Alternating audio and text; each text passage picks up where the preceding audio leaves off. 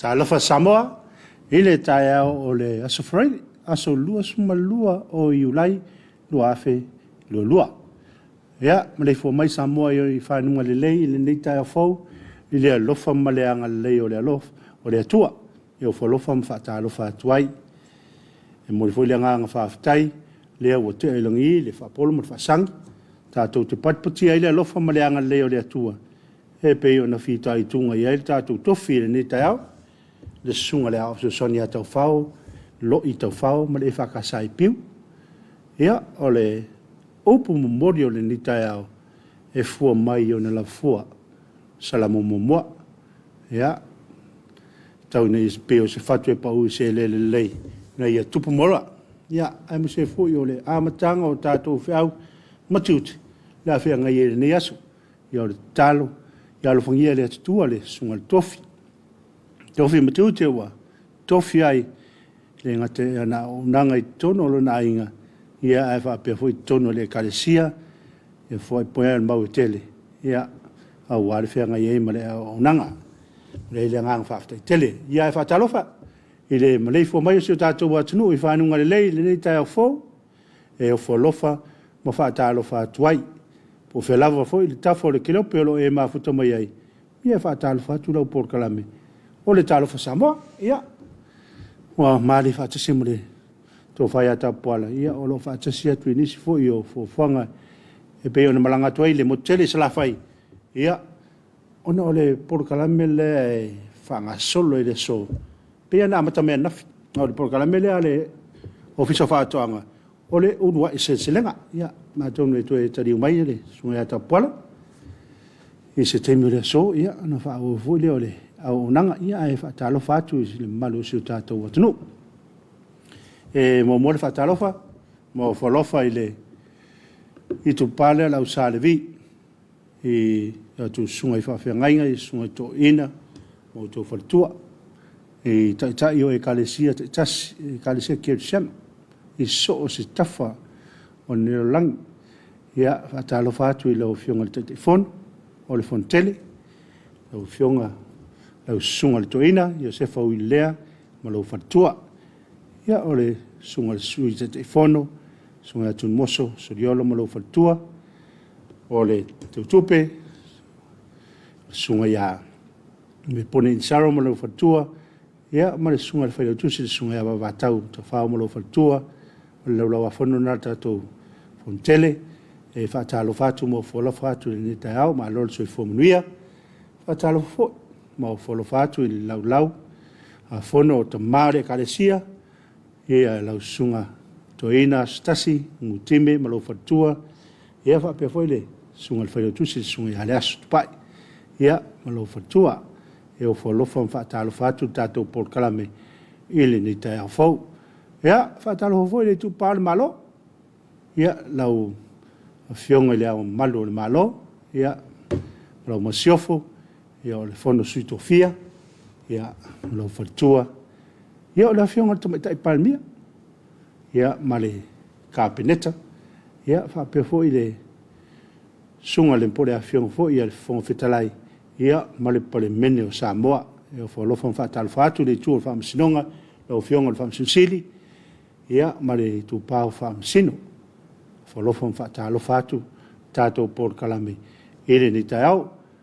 Ea, nei o tātou ta māma tina mātutua, e ngata i ta māma tina mātua, lo i tono mōta malawa, o nuu mālala whanga, ia e whapea nei o tātou mātu, o mātutua, o lo au mauile, no whanga le i mapu i whangarele, e o whalofa whaatalo whatu fo i a whionga tamai sa, ia male au whingaruenga le, o le no whangare i mapu i whangarele, whaatalo whatu ni tai au fau, whaatalo whai atu e nā whatua e ala whai mai, le whatua e mō mai tātou pōkarame, whaatalo whatu.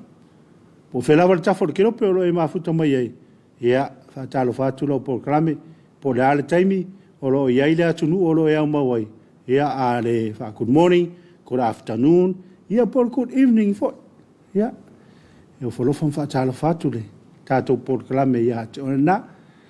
O le tautua le whatoa ala mai, mo lewa o na sau whai le.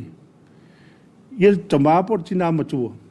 Ia, whamalas, ia toi pauane o do fo o mai le asfrede, ia, tau tua nā maoe, ia, tau lava na wawela walai, tai a oma, ia au wale tā pena inau, ia o tau mawhafoi, o tau singa, ia o wana ia o tātou ta māma tina mātutua, a wasi o le vanga lea, o tangata ia mua whiala le tai au, ia na whiala mai fui ai, tatu whaalo mai ua pese le lotu, ia, o ta, no fui lea I lunga ia mau ta, pātasi atu ai, ia o na o le, o la toa manatu, mua lava o na si I le viinga mo le whaafitai lea tua, wau ria lea sofo, ia whaapera o lea na ala ta māmatua, martina matua, usul pese alai moe lava oe le, o lau whaiwa malau tiute, o le tautuaina, ia, ia moe nei ai ala tai au,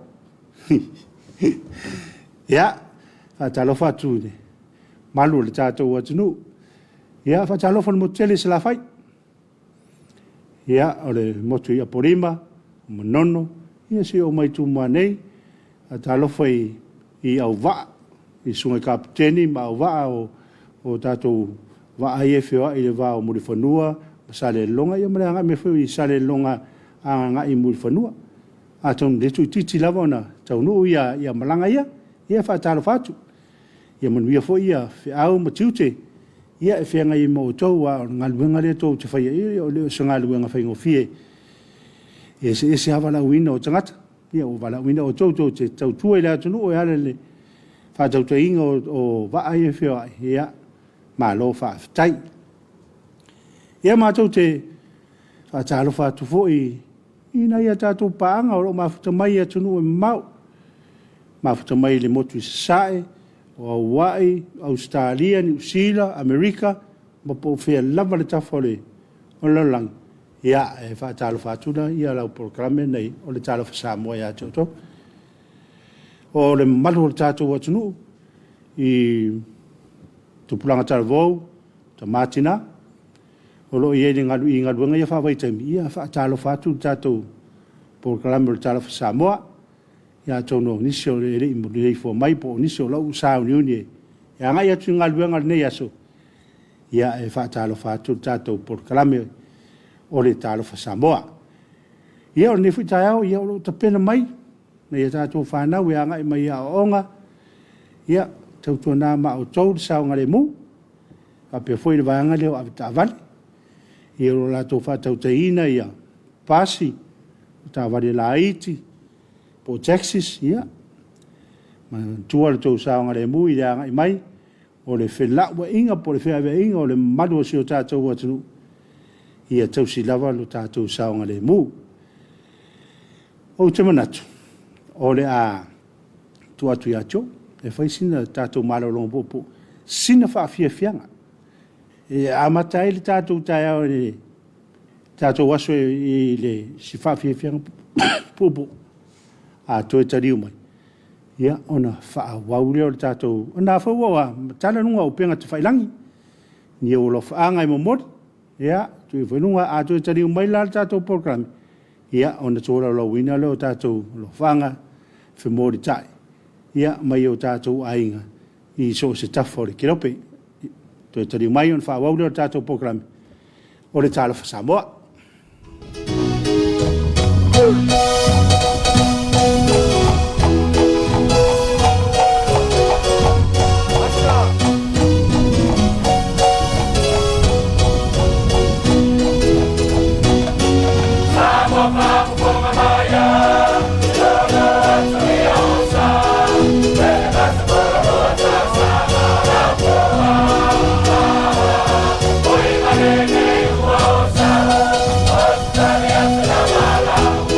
Wow.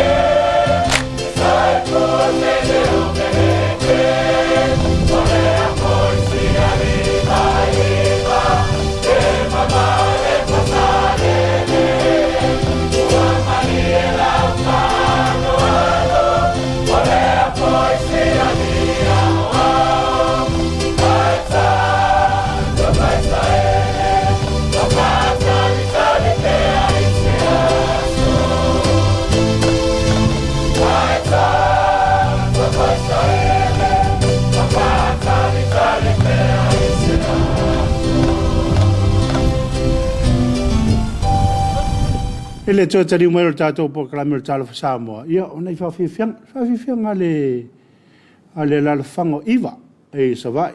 Mana ia na I whawhiwhianga lea. Ia, whanawhire moi foi ma. Ta moi foi le tātou waso. Ia, ari a mataina lo waso whareile. Ia, ao te le longa o nāua I runga upenga te whailangi nisi o lo whaanga mori mai o tātou watano. Ia, e steimi ona. Tui whare I runga tō. Ia, e whatalofa atu. E le sunga toina ia fini matalavea ma fatu ya perseti ia mare e kale se fale ula ia na wai lunga le sunga ya miu ma masa ta manuia Samoa ia malo miu ma fatu mai e fata fatu I lo sunga malo so fua malo foi manuia po kalame fa tai miu malo ma fatu mai malo so fua manuia ke yana tua pola sami good morning river se mau manuia lo tao ia manuia foi le aso ke yana Ia sera tuala. Malau sera, tau manuia I lau sunga le whau, I le ala whae mai, whanunga le lei, ni tau mātango fie, e leu sua I ngā buenga ma fuafuanga umor ne yaso. Wha manuia fo I mātua, o lo tāpo ia whaiva, ma tiute o whenga iai le aso ma le aso, ma loso fu manuia whaftai sera, manuia fo I lo waso. Tole fo se lia sang yau, good morning from Hawaii, ma loso I fua ma langi ma ia o lu, te mafa sa lau fa so mai ia manuia lava le lua weekend aloha ia fa fatai to le foa ma lo fo ma fa mai muipu maleko de fa kun moni mai o ma fa mai sila aftai ia ole yong ia sopa se wala le fo lo ma fa mai mi foi le fo mai sek ia fo kaimi ma le fa pes ia se vai le lepe na fo taimi nai ma lo miu Ia, whamawhaenga sa whai le mo muli mai ona lo whaanga. Ia o sio anti leo asinati ua. Malo anti, malo so I fua. Ta alofa rev se mau manuia po kalame lo fatu. Ia alofa tu foi.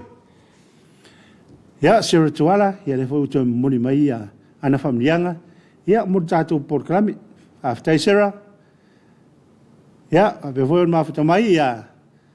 Soli. Ia o sio anti foi leo I tangia nu aia. Ma lo so I fo manuia I lau sunga le awa. Ia, lange ma. Manuia ne aso. Tangia. Perna tete. Le fa good morning mai. Ia, good morning. Talofa. O Erakapa Ela Safari Tupe. Good morning from Maryland. Manuia taiao inga luenga wa amata. Fa aftai mo po kalame manuia. Au o nanga o ne aso. Alofa atu. Ia, fa aftai era. Alofa atu foi. Ia, leo toe. Ma futo mai sera tuala. Fa atalo foi na ainga. Ma uo ai mai se foi na uso ia sene salamone. Mai tangia nu aia. Olo mata mai fa ngolo mai. Le tato po kalame. Alofa atu. Ia, fa aftai sera. Mia leo mori o alofa anga. Ten sao tanielu. So I fua manuia lau sunga malpol kalame mafo tatu I Brisbane. Ia, a talofa atu ia Australia I Brisbane. No mafuta mai o le early in the morning I Australia ia ma lo lava mafuta mai. Ia o le aniva sapetai no mafuta mai po nesim ma oe. Ia le foi si melo na ao.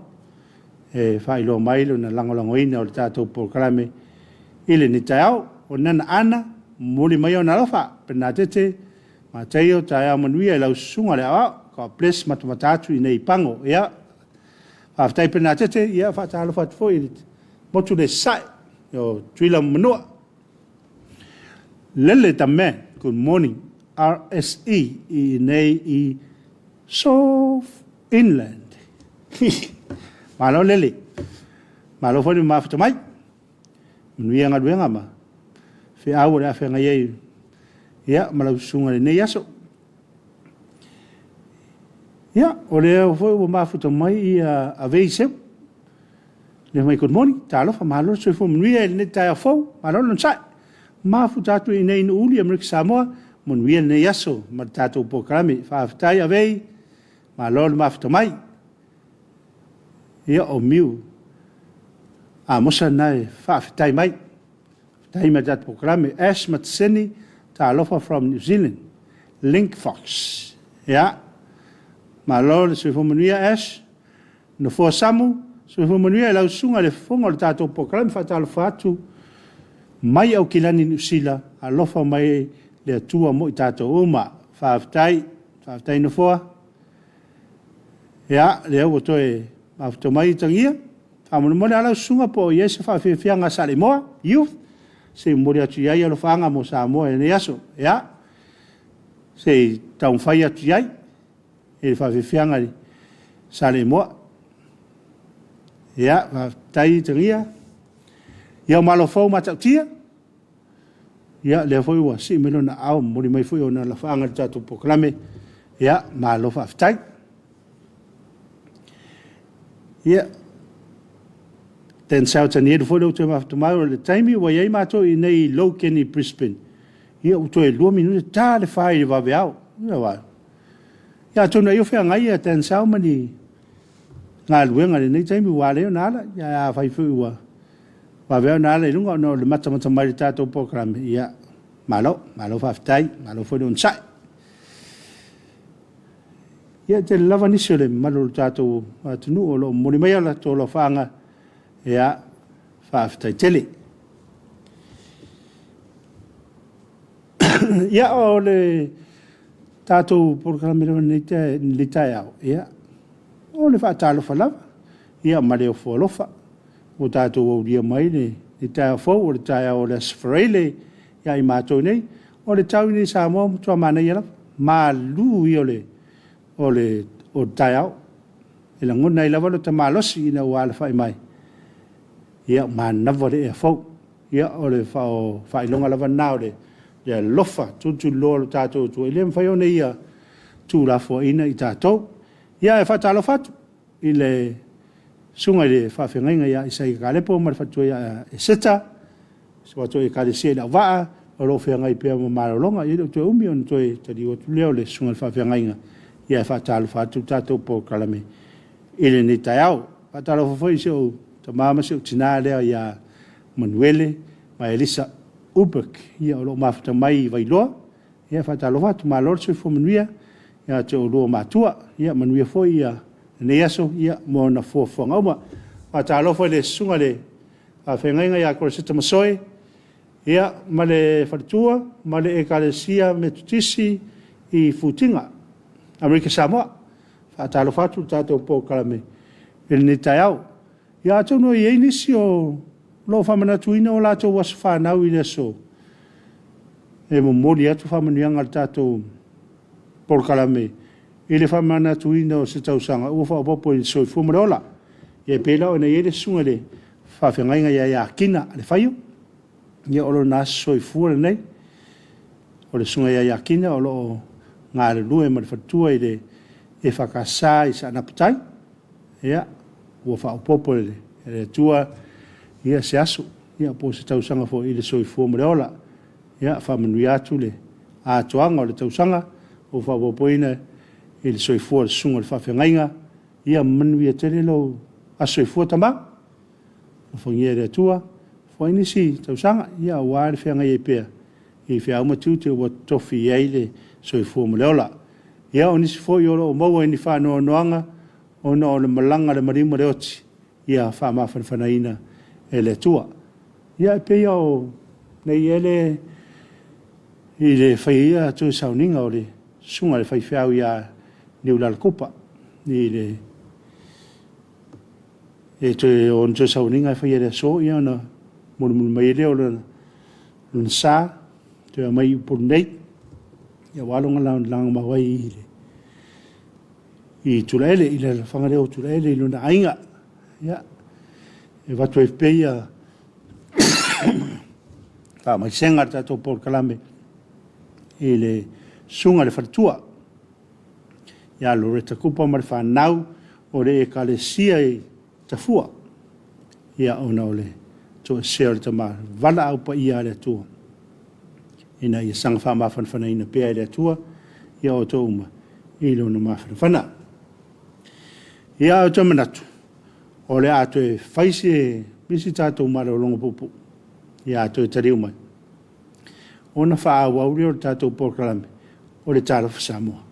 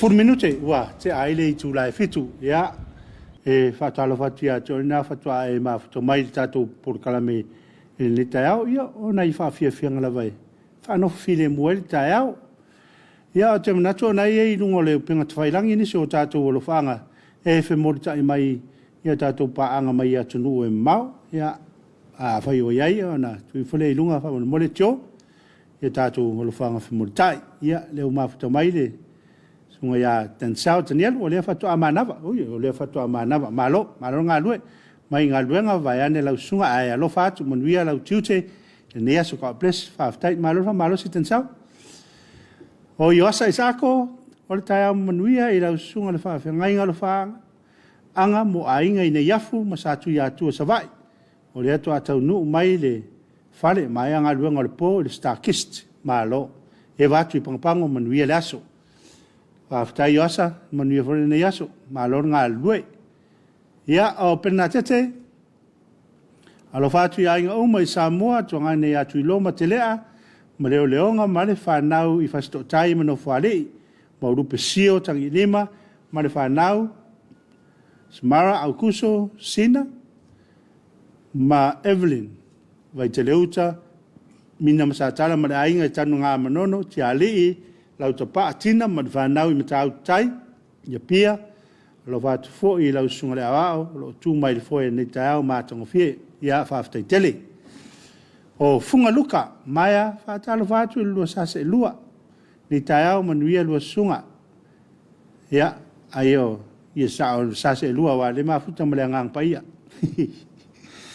ya lo se ya Robert Pilson talo fa lo sunga manuia ngal ngole ni tau mo le atu lo fanga si o matou nu I lalvaya ainga ma wo fa pesi uso ya John mo nuer weekend lau sunga matai mi o to lau por kalama fa tai Robert alo fat fo yo fa tu le uso ya vitale loto lau fili ma lo fa fia sale mo ia e lau tau mai loto le whawhiwhenga reo mai atu. Pena tete nai fo mori meo na lufanga, ma lo whawhitai. Manuia fo nei aso mona, fo whonga. Ia, tu mafuto mai loto lau whiri manuia po karama i la sunga, matatu i San Bernardino, California. Ma lo whawhitai loto, ma lo le mafuto mai, il tatou po karama i taiao. Pena tete, ma taio ia le hawa. Si mai le fuarusa. Ia, o le teu funga lau. Aloha fitai pena tete. Manuia foi lo waso. Ia, whiau matiu te whia ngai e nei aso. Ia, atonu al pau leo alo whaanga leo wa ilunga tatou upenga te whailangi. O se taimi o mua. Leo tuema mau. Ia, ona mafuta mai leo le sunga ia erkana. Ia whapele vangarea le whataua leo la. Taimi o mua. Na mafuta mai leo si vangarea e whaaua wina tatou por karameo le Talofa Samoa. Ia le me lava lea le au te vaipea. Pe o tau mo o tumasi o tatou atinu. Ia lana tu malananga lea me wai lea tau le hospitality. Le lau ilo e Samoa le laulangi atoa. O lau serve o lau service wangi lau o nanga e whaia le ngate tono whare o loa ia o whare ainga me whapena ia pia o tau mo watu le ane tai au na ula te whaatau me sau kofi o ka se tum ai le se whaatau o lo la lai nofo mai tanga te tono la ule ta uale ia ula ngona foi aare whaanoa noa o na ole pe o le au nanga lea Samoa sa ma nei anon whaatino ingai ia sola ia le wo mai ne vai tau ia o foi tono whalainga o tere foi ana i whalainga a tālu atu iai wale foi ane mea te manao iai tangata lea lua te whaatau ia o whaalau mai tangata lei tonu ia me tau na ia a tonu ele o le tūnanga le tau na o na iai e tau pēo na tuu le awanoa ele tangata le sau e whailana whaatau e pulei o ia po le wheale me tau mawhai fia tau mawhai ai le o le tau whai o e fosiatu le ia ma whoringa wa aia e tonu o tātou no whanga ia whale inga ma whale o loa a tālu atu i tonu ai lau mata fia se whaatau o loa ia e langona i whoino ta fia e whaatau e tu sape le o maua e tonu le whale o loa se le mele nā tālu alu atu ai a tawa e atu i whoringa o le tangata lei tonu le whale o loa e lau mata fia ma ia te ale o whaatau se isi me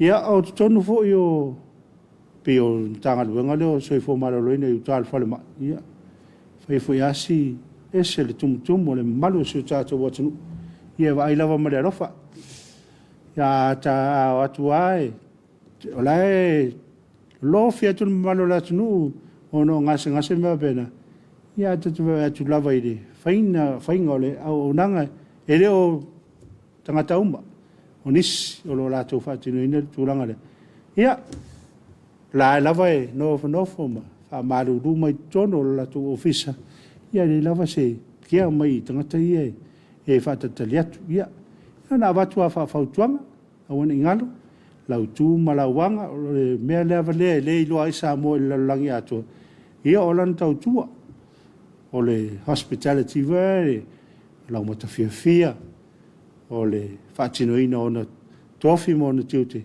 o whiwhidia ia me se lava i no whanga ia pei o na taua ia na watu a whawhautuanga ia e pule lava le tangata ia na tū ia maananga ai atonu o lea le a whaise tātou malolonga i ni whanai whawhianga ia manai pesifoi a tu tariu mai la tātou programe ia o na mafuta mai leo le sunga ia erkana ia ma le vaenga leo le whaataua leo la ia wale whangasolonga le lātou programe le nitao ia e tātou awa ulawai ia tātou tue mafuta i le taiao a taiao i le alofa maleanga leo le atua ia tonu tue mafuta mai foi le sunga ia tapuala ia wane tue tariu mai i mai mo tele i sa la fai ia la atu mo sa tātou whawhiawhianga, ia manai pese whaaleanga nu, ia atu tari umari tātou pōkalame,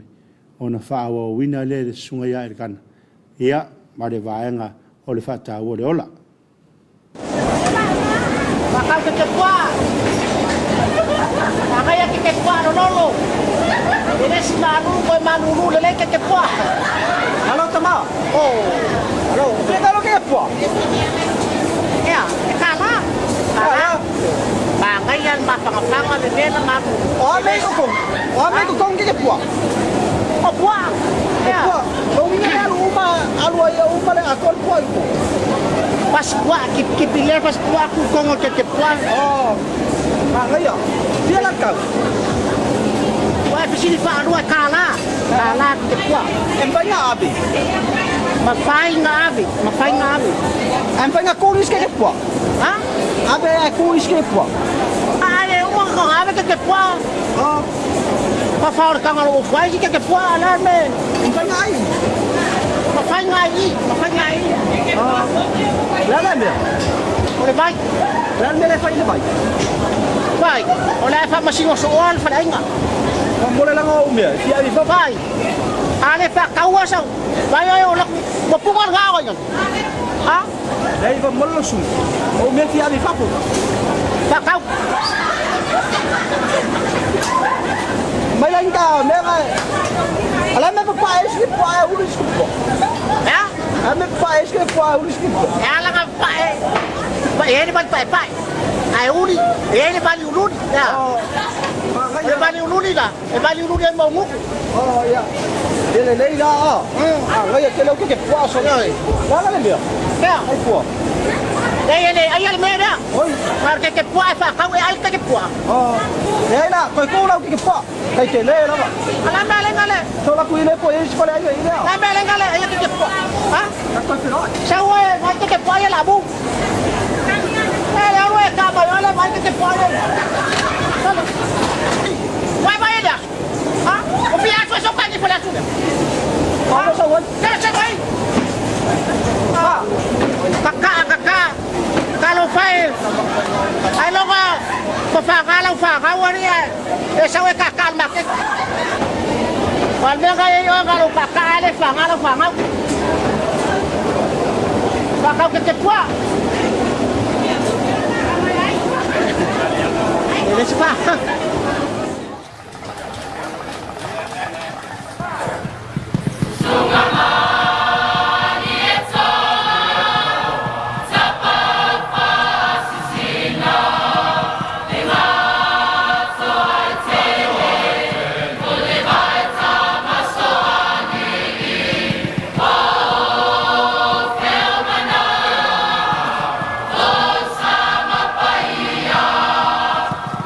Say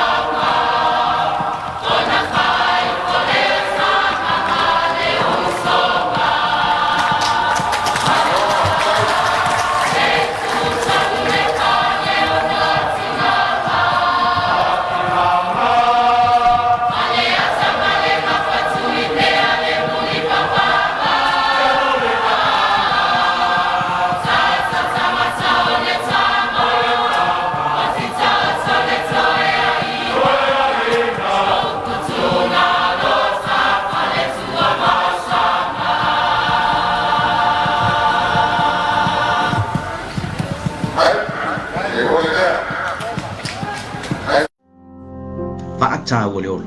Au e tino fo le leo le polonga. Mo se soan pala mai tanto le no le ola vilfua. Balu se lau li mfato tolo.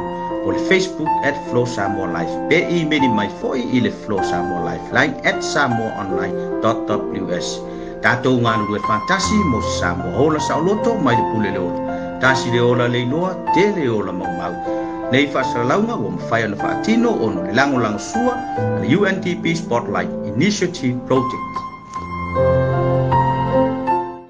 Lofa fatalo fatu le mai manga le tunu ile neita o fo le lofa malanga le leo le tua au tato mafuta il pokalame o le Talofa Samoa na tua al file tato tunu ifanunga le lei ya pe fo ono fo lofa fatalofa ya le afenga luenga fo isatu fo le amtanga le pokalame ya au tato se mai fo il vaenga o tato fatata noanga mal fata o le ola tasio panga tato walata ia inisi fo mta pue faiona mato so soni mo fu mai le langolango al fatau le ola e mese la val fo io niso fa fitauli o lo ia ile lo to ifale o tanto tunu si le mai il tato lo nei ia o panga masani la tato pokalame e fionga ya toi mau ia mese fo io le ftelenga ya le ala sui o tato fala potongo sumai faima fonga fo io la fionga te mai pule man la wa fono man fala potonga tato fa so inisio mata upu ma lor so fo mnuia ma lo fo ile lange maile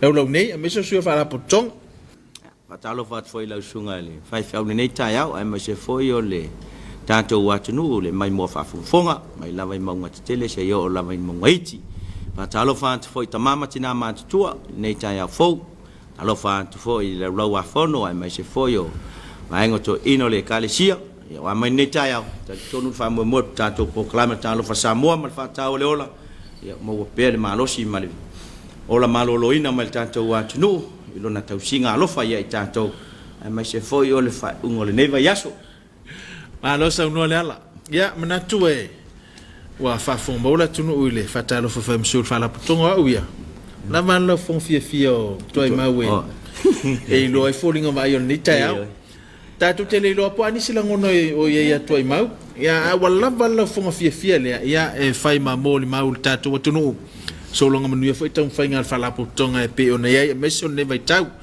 ai ono ta tu taimi la ta tu wanga i lo ai le ta tu pokalame me se ta tu fa ta noanga o le autu e pe ona su mai fa tau le ola ta tu fa soa e fa pui na fa pea e ma fai o no mai le fa moenga ma le winga yo tato wolanga pe a tato sa ili e ola e tu sai mal fina ngalo le tua ilona fa pertani ine fa pea purpose and meaning can come into our lives when we seek to live in accordance with God's will lela se atu le fionga toi mau ya e mai fo tato mau fai mata yalo tato faso ia tato talme faso fa mole toi ma ia va tai la suna va fenga o le tato ma fai tal ma la tunato ma fa ia le neta ia fai mata yalo le nei aso o lo mau le fai la unga lo na mata o pusulua o la fai tawina fai pusuma tol se tato fa longo ia le unga o ia mea ia e mata o le tua ma e ana ia na polo inga wa o mea ia e te tau i tangata uma ia o tato maule na Ecclesiastes chapter 12 verse 13. Let us hear the conclusions of the whole matter. Fear God and keep his commandments, for this is the whole duty of man. Ia ole tatou maule na fai matayala. Me so tatou fa so pe ona e tatou mau. E mafai ona o mai fa moenga ma le winga yo tatou ola. Pe a tatou sa ili e ola e tu sai ma le fina ngalo o le atua. Yala. Ia te ia matamea mai e tatou fa so ni tai au. Ia mafala o telefone tatou tu ia wat fa fonga anga tatou tu no fa mo. Paftai lau sungai tai mole. Mai ngata o tatou proclame ni tai au. Ai mai se foi o le mauta yala. Le o flima tai e tatou forsel tatou fa so. Ai le tatou fa se fa so tatou titilo tu si le o fai la ala sunga fai fai. Pe tatou titilo fai la mo te fai ngoa au le tu si o le tangata fo tu. Ya fai tau le yama tu to ai le tangata fai tu si pa ia. Ile ma fau ma fau tuanga le tustal. Lo au mai tonu o le loto I fale ainga.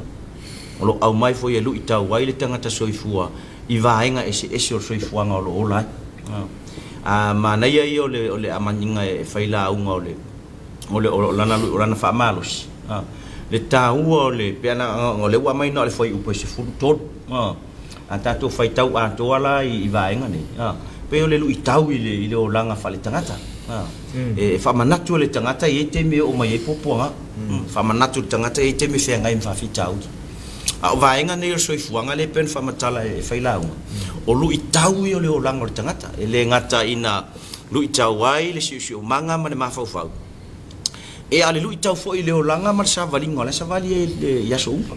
Mai se o le nei tai au le mai mua mai o le atunu mata mai.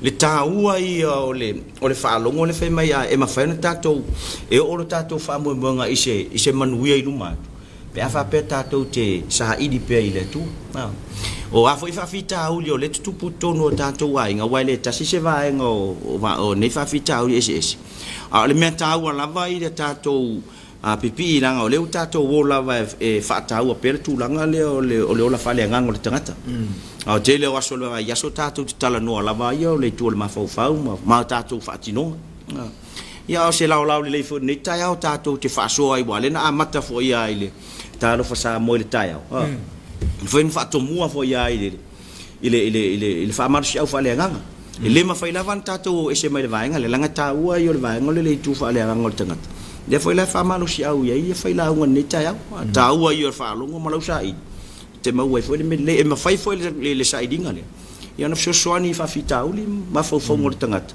e fa na fo lau le ma sa vali le sa valinga le a me se fa unga ne vai aso le fe nga ile tunu le nga tu fo yo a inga I fe au manga luenga tutem fai e fa to mo fo ia na ia mau matangofi e ma fai na fsoani e tato wa ia pe ona I vaenga ia le o amata me atu ai malo paftai kisa e se tulanga te fia fa a to le te so sa noanga aliar a to le se vaenga ta o lo e fia fa so Paftai o te lole tulanga lava le na a tato maratu natu ma ia famasino mai fo tato atunu pe se ale me tato te tala no inisi taimi e winga I mau ma a tulanga tu spaia e pe fo ia ora ngaruenga le fa tau le ola e ngalue mo le tafa tolu o tangata soifua o le tino ma fau ma le nganga pela na mai le autule nei tai au a le kana e mawhai o no o mai le wha moe ma le winga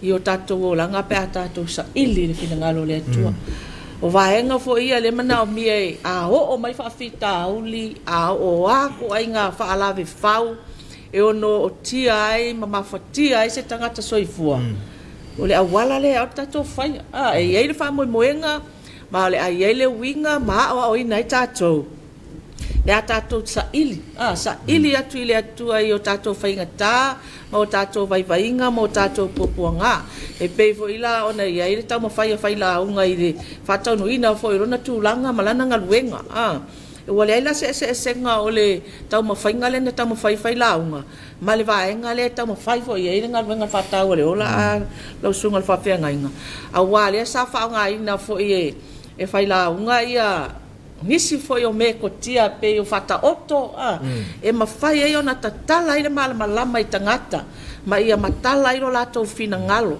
ina ia mafai ona matua malama ma ia iloa lelei e tangata le auala e tatau ona ui ai ma le auala e tatau ona faia aua tatou manatu iai po wa tatou meleanga i fai e leva ai masei mai le ali ia tatou ele ai foi so na mafau ile i me o lo pupu ia o tatou loto i me o le olanga le nei mafai mafaala ve faula tatou fainga malanga lo tatou tamu fai ai e alofa la vale tua ia tatou o mai te me o popoanga a fa pe o la e fili te aloe e ave ese lo soifua ma le ola na au mai le tua mo o i la au mai ele sosoan tato mana tu natu e matato ma fau iai i le ngaluenga le failaunga sa faia pe o se tangata fo i lele sa ia pesoa soani ina ia lavea ina seola ina ia au maia ni manatu lelei ia au maia ni langona lelei i se tangata pe ava e to mafatia o io se tangata ia tamai e loa le awala taun fai ai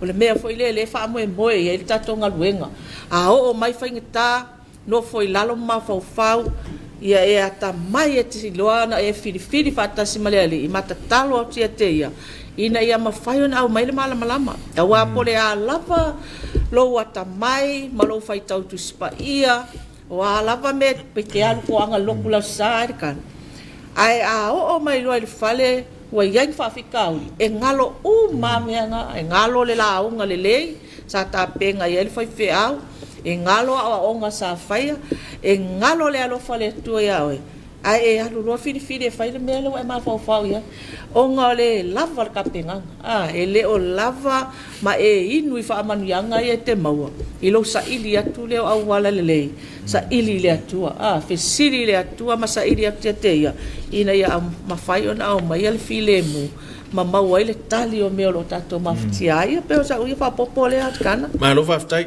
o le tulanga matango fe vatulo lo sumai ala ma toima ile tau o le autu le sumai fa la putonga wai pese i o mafofonga ne o tato le ai pe fe on sa no toima pese i o atu lo tato tau va vitau o na manatu le o tangata o le mutaanga le se pe i o tua oile ngata e pese i e fa vai i e fa fitauli le si awala e mafai ona sa ili e tangata a ta wala le tu le pen fa me ele ai ala se si me ta on sa ili fina ngalo le tu e pe le si le ma fa ina so me fa la tele va nga le ala fa mo le si le ta fa yo le e fa ngai tonu ma fa la putonga e me so le ton fa la putonga una ia e fa malo sia le termine ina ia manino mal no me ta pa mo aftai o ne me aso sa lu le se singa le fa la puto i tua ia inga o nai sai di dinga nei o nai va nga le se singa o ta ua ia ona le we fisi di va nga ne fa fita o le muta na siala ainga ia nisi o fio nga sa mato asiasi te leo va nga e peta o fa fita o le ngana nei ainga nei e le imala mala maina e la to le muta anga e yese au wala mfaina fo ia ale la to mau ua muta le mala mala mo le tangata ua muta le ilo le tangata o le au wala e fai au mai e la to le tali e fide mu wai o le wingala e o le asisinga o le toi fa lau te le ina o le fiso soani atu o le fa la putonga e ala i le ngaluenga fiso soani e le ngata le fa soa ingola ngona ia ai mfai foi ona fisoani atu i uso to fa fine mafana pe a fai wa fea e fa fitau o le tulanga le pe ona au mai ia i le fa soa le atu le sisinga le sa alu ia le fa la puto o fa fitau li au mai ai e fa onga ai le tangata au wala nei fa onga ai no le ava malosi fa onga ai no le ava malosi e masua mai ai le langona lai le loto le si au wala na fa o ngain o le tau mafai le o le tangata e au mai se ngana mau runga e tadi ai le le whaatonunga ma le awa inga. O momele se sengo vaenga nei le whaongainga o le tangata o le awala lea e tau mawhai e whaamalia ina ile mana o ngā lo ia te ia. Whawhitauli e le tele o te mentala noa iai. O le avatu o le fisosoani ma avatu o le awala mantua fo tātou Samoa. E whaatonua e whai ale le whaatonunga i le tama ma le teine. I awala te tau ma awa o le tama ma le teine le awala te tau le whai. Peita, e whasuia inga i o le mawhau o le tangata. E mawhai ai o na whasuia i e mona langona. Ma winga na te whaati. Le ale maa nei ai o le whaasoa le atunu u i le ase singa le sata amilo i e whala puputonga. Na mawai, o sa wanga nei, pe a whapase nei ina le vaenga le nei o sa wanga e tele na wala au mai e le atunu umale ase singa le nāri. Pe a whapase nei ina le vaenga le fitu se furu lua pasene o vaenga nei. O le family violence. Sa wanga i tonu ai. Ne la pena e fisidi ngele i sa valinga al whawhita uri a latu ai ngata. Pe a whaapea la e le tūlanga lea e koe breakdown vaenga nei o le fitu lua pasene lea. O le lima se furu wivo pasene nei. Sa wanga na mawhauwhau. A o le lua se furu wivo isi pasene ia. O sa wanga paitino. E fu mai lai o pasene le tu fatasinga le le te lenga le fala puto. O lona winga. E le o se me e te tau na no fwa. Mai va ili fo lava. O le fa ma mafale an o te tonu ainga. Le anga o len pe o na alu le se singa ma ta milonga le sa ye. Na mawai. Ni ese e senga o fa fita auli. O lai e no fo te tonu ainga. La le mana ia ile tu langa le wa mai ile tatu mauta yala. Tatu tau mawhai e ia tatu wo se wha moe moe ngai tau na tatu tau nua se tau nua le. E lana mana ia o le vaenga le pei o na au mai fo i tonu o wha mau maunga wha lapu putonga. Ina ia tuli mata ia vaenga nei. Le pei ono ia la si singa pela le na fisinga ia lau su. Ua muta le mawhau tangata wha pea o le si tali. O le si tali o mea ainga nei. Ona wha amuta lola ia leo le mea alofa le atua na ave iei. Ai leo le muta anga leo le mea alofa le atua na au mai. O lo o iei le whaalapu putonga. Ia whatu ai loe fo isi ia nei ainga. O le iei le whaalapu putonga e whesoa soani mō lātou. O le iei le whaalapu putonga tātou malo. E ma whaina o atu e vatu sa lātou whaala ei au. Ma whesoa soani le mawhau whau tangata. O le si foi la tūlanga le tilo foi la iei wha maunga i lātou ua manu malo i e whiriwhiringa le manuia. O le tamwhai o le pule le ola. Tu lo wale mai mua me o le atunu. O lona winga e ono su tasi paseni. Ai a breakdown foi la vaenga lea. O le fetus fulu 5% o i lātou bua. O whai e whiriwhiringa lea. O i lātou o vaenga nei o le mawhauwhau. Wa whaina le mawhauwhau. A o le luse fulu 5%. O sa wang tino. Le na fu ai no o tangata ile la sanga munmuli. Lona winga o vaenga nei e lu o le mafau ma sa wanga fatino. E ta tauna ave ye ngal vunga fa momo. Ina ia mafai ona la ma mo malatunu. Ia mala ina e ainga. Le yo re ile wala fenta tonga lu fa ye. E ye le feso soani ya ti oi malu fa nau. Malu tolu. Foi no o tu fala tonga feso soani. Pe foi la le o tu fala tonga. Ua whawhitai fo ina i ainga le taria le lei. Le fe whaasoa ingo langona mamanatu. Na afu aina toe whatu le moe le tono ai.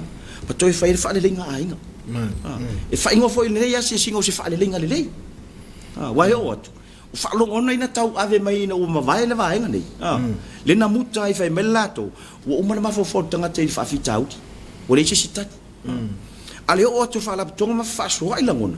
Na mana mai so le toi fatu le moe lea toi ta puela ia le o le melelea ma toi fa no fo fa na ulalo ma toi tala no ai mana mai na so le ile so tanga o mea e ia le fa le fe tu fa ino langona e mana mai le tamai le mana onga le atali e mana mai le atali ile nau ta inga o matu e mana mai fo le tamai le lava mo lon tu fini ia woni fe so po o le taua na le mele na o atu ai tua le asesinga o le fa wai fesiringa wa tala fe unga le malau fesiri le ofisiri mena sunga fe fe le so o tanga o fa fita uri alu angata le na o atu ai o fa fita uri fo launa na ngara tu muta tali lo pala le la so so ni fa la butonga e watu pea ele ma faina na tu i lalo la onanga e fa ilo pea ma tu pea ina e fa ilo la tunu au wata to te a ve fa fita uri ma awala tatou te faia ina ai avea o se lui tau le olanga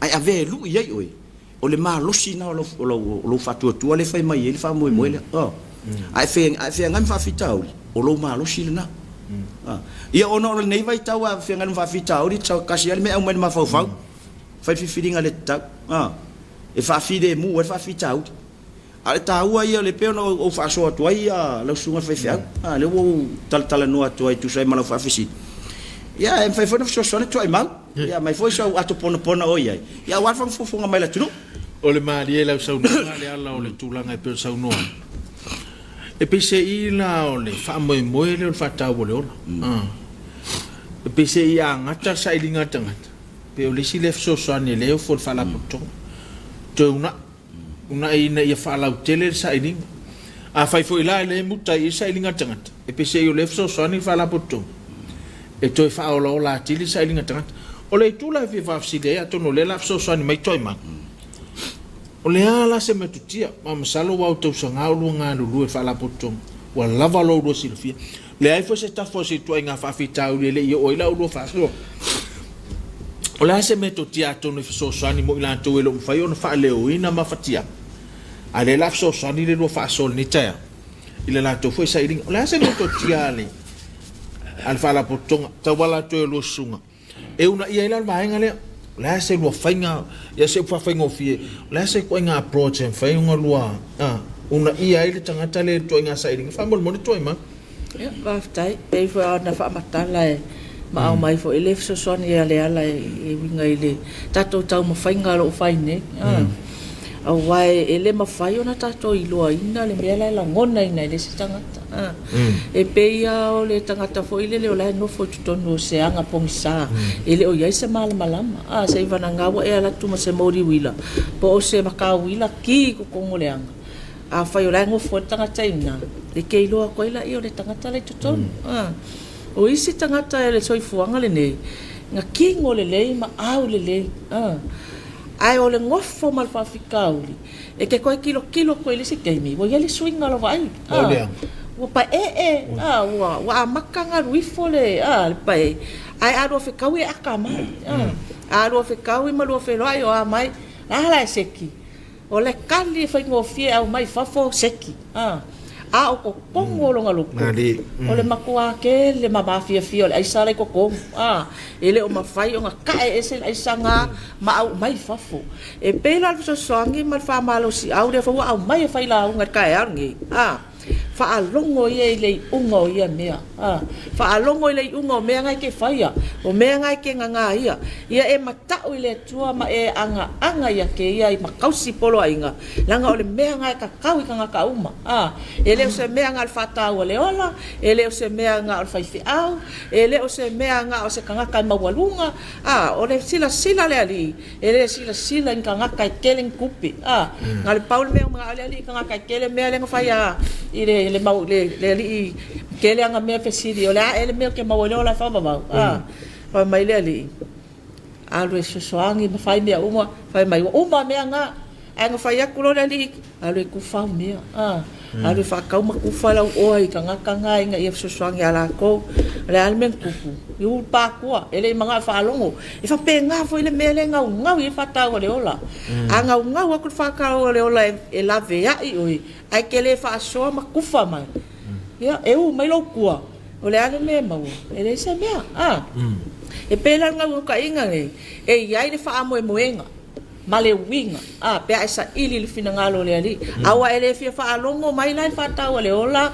ma e fia fa nga ina mai le makongu me la bini fuele ai sa ku pe aluai sa ili lo lai le tua e ia fa mo nga o so soangi ngai ka nga le engofo i mo fa fikau le ka nga kai le fia fa so le la wa va ku le so soangi fa la unga pe fai e ke ma o le upu le o le ma o le singa mea kau asaka o lo mai ka o mai ma lo mai fa soa ma lo mai kufa mai o le mai lenga saka ngi lai sai kia oi so a fa ke aka mai ofisiri ako fa mai ke okay lo le ya o ke le okay ai o ke ka mo fai lo kai minga o ke lo le ya ka kai la vai o ye le swinga o winga pe la le mea le nga ka wa ko i foi ele ile sila ka ngaka ia nga afia o la ko ngaka ngala ko kau mai kaua ngai winga ai le mamafa yo la ko ma fa le vai ai pe yo me ale kau fa ai o ava ai ngai le ma sang nge ka ngaka ko kongo se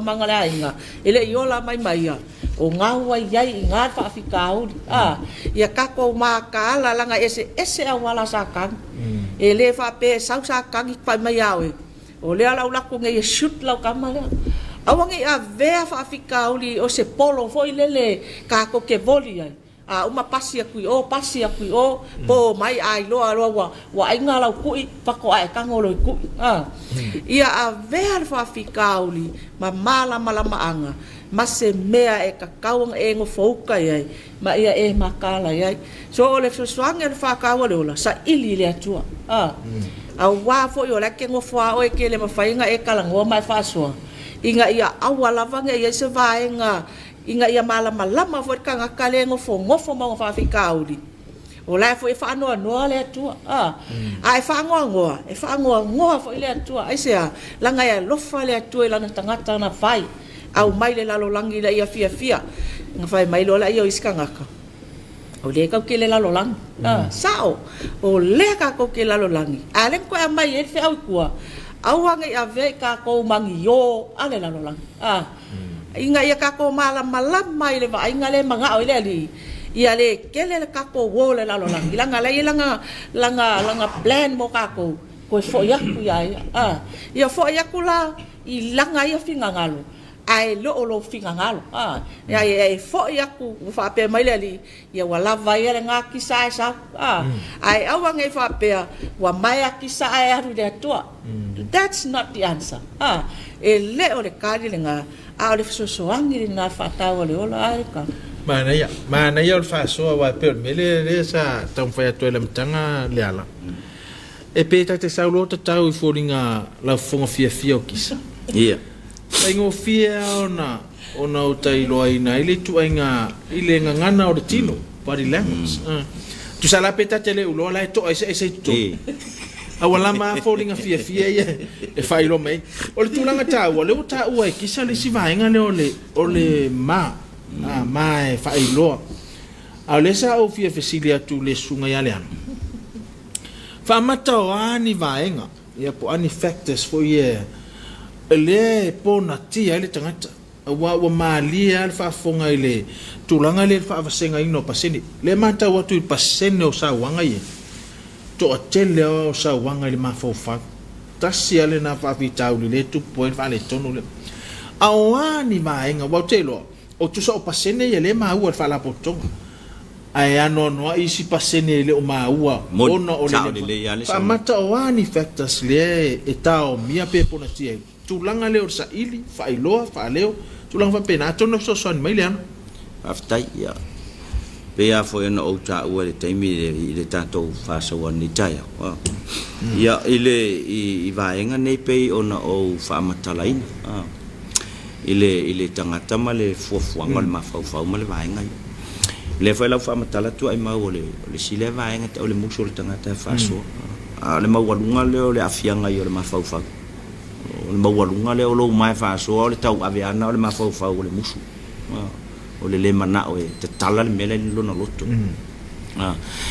ai o le elena o le vaenga fo ile le pe ona o ta ua ya fianga ia po ni sio vaenga mo sueltanga te faso mo sueltanga te tala mai me ia mo ia lava e mfai ona so so ni tu fa la puto ele ngatala ia a o sio manga lo na ai ni se me fengta ia sio manga mo Malaysia ila longa tangata o ia lava tulanga fa ta inga va peo o stangata ya tamaite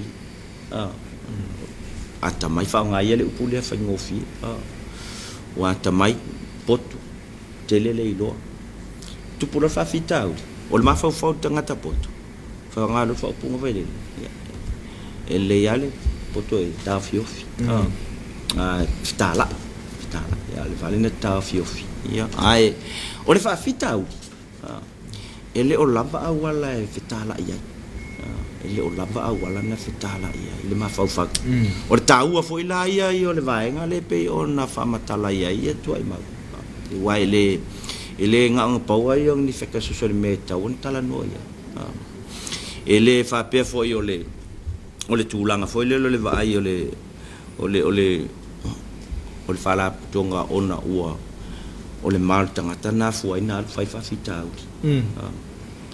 o lona le fa so na lo le ai o le fa lo ngona o le tangata o lona ma fa fa o mfai ona ma walunga le tulanga o ia le ma fa fa ma le ma fai le loto na pule ai o fe so ta ila vaenga ne yelu e a foi na fai fai o le tulanga so se vaenga la vai o le soifuanga nei ma tulanga o ia e a fia lo le ma fa fa ia le pena tato ma ua nei foi fa mo o le ma ua lunga ai fa pasa nei e o lo na winga o vaenga ia na musu tanga te nei fa soa ai alu tala inga o le foi mai mo tato pokala masan e manu pui fa mtalanga ele mafai ona lia ina pe fa ai lo al taua le tato tala noa ia ile nei tai au ona o le tulanga le o le tata mi la ngona o tata mi la ngona e taua io le tato tala no le tai au me se le mai mo mai le atunu le ala usu fai tu tem fai fa manga lu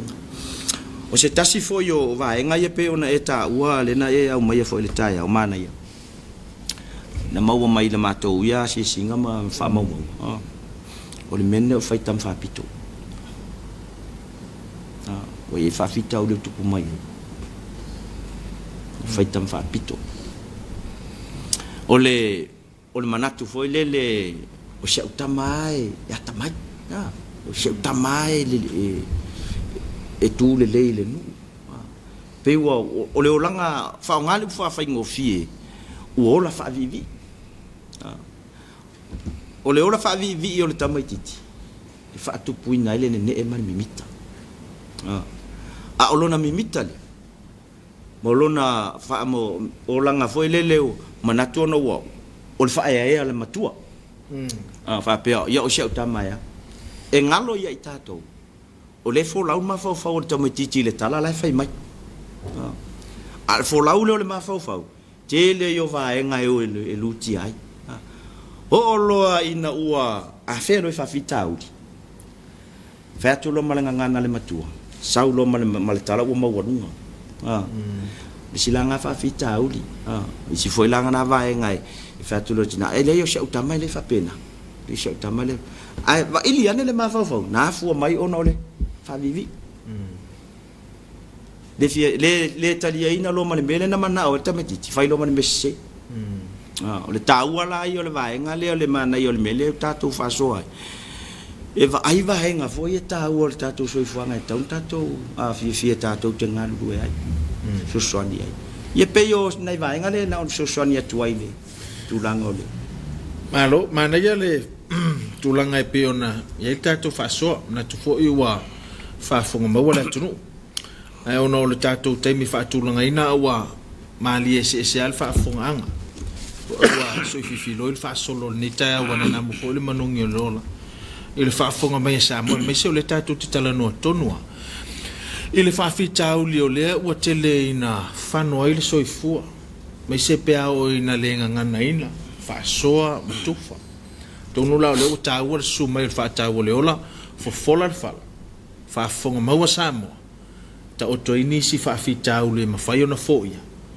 ele ngatala i alo mafana ai te le fo el pitola au ma tu e tau no pitova mole manuela tele au no tato taimi ya speni si vai ngo fia fa so el tato fa la putonga ya fo ine tato pokala me atono tau mo si fia le tulu ya me so tato pokala me fa la wilolo fa nga solo i tua fa mole tal tolu ele to ya si vai ngalela tu ya telenga tu e mau ya ese si me ole fia fa popo ye ia le tu sai foi male le ngangana le ne yaso ia fa mai tato proclame le tai au ia tai mai la vai le kana tu sai foi mole ne ia manole matango fio lo fai pe ona mau el fata ole ole fa wa ole tato fai nga pa anga ia male tato nga ru fa tasi ina ia longo longo pu ia li pesi tato wa tunu na fo ia la unga fai fe au ia sa fa fonga fa manatu fo i tato wa tunu ia ai pe o va nga na le tato te tala no ina o le telefoni tau tua nā le telefoni ia whanau e re whapeo lai o te tamama tina i telefoni o na o iei nisi au wala fo i e a fo i e vea mas whawhitauri o le alofa o lai au mai tutonu le alofa ina ia whaonga ma le tonu whaonga ma le sao whaonga ma le tatau telefoni e tau fo ina ielo na taimi whaatulanga ina ia mawhai na lava le malolo lesi fo i vaenga le o mai whawhitauri i le mawhau le lava le malolo mai sarka longa le waka whaalo e la vea i fo ia kukongo te sio a whainga mawhau o olo i lesi kaimi whaalo ko wanga nganga mai ka maiki o le wanga nganga mai ka maiki i le nganga le sa nganga i lakinga o le ka alonga le mea le whai i kukongo ke le fongi ele o vai nga pa mea o le waka o mai o le apia mai ngo nga kaya la ka alo pe ko se furu le siau ko fia fa ka kaya la ka alo ka longa le kas e kau fai fanga la ai ko la vea o so mai oe vai ku le la le kau le la ko ka ka kingi bunga mai le sa o shootless ka kaya o ngei malu e la vea lo la ka da ai la le sa issue ya o le manga o mia fa karkalango waka kawanga fa se fofuanga inga ia AVS mai ka longa ia langa wa afia mai fau malangonga fanga o le ka wakia e fola ko ako langonga inga ia mafai o esi ai wa afai o la ka longa nga le ke ka lo ai o le papsi male a pole ale ngo ka longa ko sirfia ya e ola fo ila fanga e muli ai la papsi nga ia ngai firo la ia so scholarship le si alunga le si ma kausanga scholarship i kel fong il popsi ele scholarship a Samoa ko ia rifafu langa o me le nga maka mea ia ka ko ia pe o se ko fe awa kunenga ki kilo sa iri le atua malon finangalo ele ai si me ma wel ka o fa fikau o sa iri le atua ai a fa o ese sala o se upu pa o papa fa fonga anga Samoa ai mai so pa anga ngai po kala me o fe lava fa fonga mai ai ia tunu mamao po fe ia la foi nu ele inga ka o ai fa ka ki inga o singa ai ua mau ai se finangalo ia ka o se fai maola fa kupu ma fa susu ia ai tu atu ile tua moli mai alo fa anga la fionga tamai tai pule masalo lo ko mamao ai fio mai la fionga ia papali ti Maru Caroline Porato ia nga sa fori fa kusanga ia so swani sang fa so ile tato atunu ia ma se to tilo mai tato atunu ile le afionga tamai tai pule ia ma se foi alo fa anga le tai fono ma le laula fono ia ma se foi ma costa ia ato ai foi ma fa tai atu tato TV e fa kasa ia fa manu ina pele nei TV ma ia fa o ina foi lau sunga fa te ngai le upole ali mal malam wa foi ile so swani atu tato tangata ia o se talatu lea el kana fa tai mo le no ma lo sa no la fonga to mau ya a se fo yo le tato fa sol ni tao sa mo e mal fa funga ia to ai mo ana tam fa ya le fa ta wo le ola pe a tato le ngalo lo fa tas ta wo yo le ta u pe na su mal fa ta wo le ola ni tao e ma fa yo no mai fa mo moenga ma le winga yo tanto wo langa e ni se mana tol fa fitauli pe se I wa ve se na ile ta o le ola male a nga o le tangata na faya ye le to sisilis e fe met fa ule moli met fa ta o le sa ili fina nga lo le to a faya fa ngata o no wa puni tia e nisi la ngona fa le tangata la sa ili le a mano le van line vili fu fa ta o le ola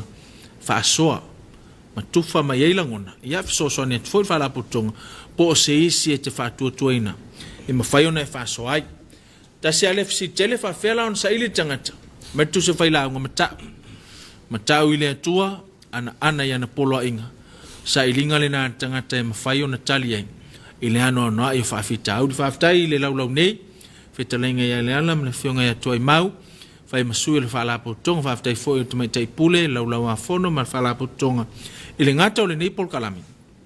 Ai whaaftai sao taua, ma so swani, ma le tau awolo ofo i le atunu, me so i la tu lo tau mia le telo whaafitau ni, ma whainga tau whaavatu ia i le ola. Anga le leile atua so i fo valawina, mai se fo i tiuta mwhaiva, anga le fo i niso pokalame o whanga solo e whalapo tonga, a wale manuia o le tātou watunu. Nātu wa tau walunga tu ai fo i mal tātou pokalame o le Talofa Samoa, whatata noanga mal whatau wa le ola, pion sau notim kisa, a whai usala sa mātou ngangana, sa mātou leo fo i wa pāo papa i lau whaafunga, anga Samoa sa mātou tāanga usala, ia a malu a wale so tō whina ngalo. Poto ale tautai, a sela na tu ya mai leise ato toa ya i mātou wha moi le nganga le atua, wha tonu folau lo mātou vai. Manu te leina le alo whaiva o le tātou tunu i whaiva matiute. Ia mai se fo le tāpo inga, ele ngata le whainga luenga tutofia le atua, maota tinamata mātua i maota malawa, se fo le tāpo inga lo tātou tunu manuia tele le yaso, tātou to e whei loai, i se teimi o lumai, mor teimi nei, tō whāsoifua. Fa'ataua leola. Do not suffer in silence. We are here to help. Contact us on our toll-free lifeline 800-5433 or Facebook page at Flow Samoa Life or email flowsamoalifeline@samoaonline.ws. Working together for a suicide-free Samoa. One life lost is one life too many. This ad has been made possible through the kind assistance of the UNDP Spotlight Initiative Project.